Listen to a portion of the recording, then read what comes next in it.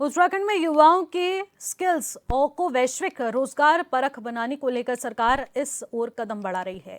इसी क्रम में आज देहरादून के दोनों यूनिवर्सिटी में भारत जर्मन सहयोग के अंतर्गत लेटर ऑफ इंटेंट पर जर्मन डेलीगेट्स को बुलाया गया और इस दौरान कैबिनेट मंत्री सौरभ बहुगुणा भी मौजूद रहे।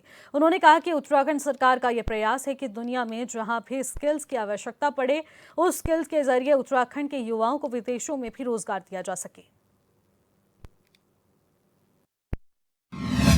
अपार संभावना है। सबसे पहले मैं जर्मन डेलीगेट्स का यहाँ पर स्वागत करता हूँ अपनी देवभूमि में।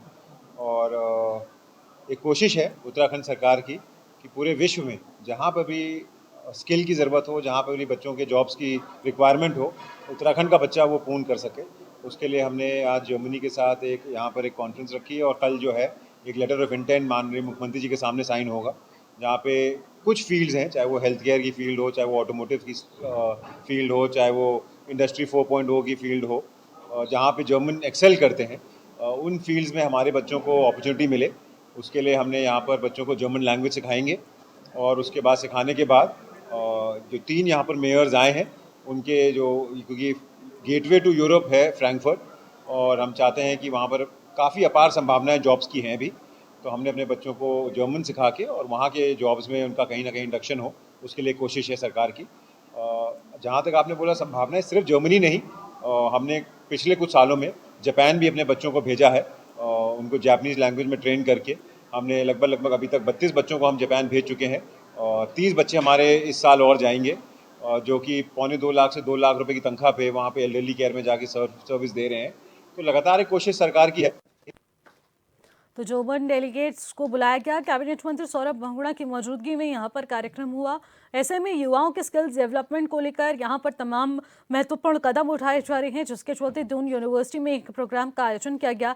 इसके अंतर लेटर ऑफ इंटेंट पर जर्मन डेलीगेट्स को बुलाया गया। इस दौरान कैबिनेट मंत्री सौरभ बहुगुणा भी मौजूद रहे। उन्होंने कहा कि उत्तराखंड सरकार का यह प्रयास रहा है कि दुनिया में जहां भी स्किल की आवश्यकता पड़े, उस स्किल के जरिए उत्तराखंड के युवाओं को विदेश में भी रोजगार मिल सके।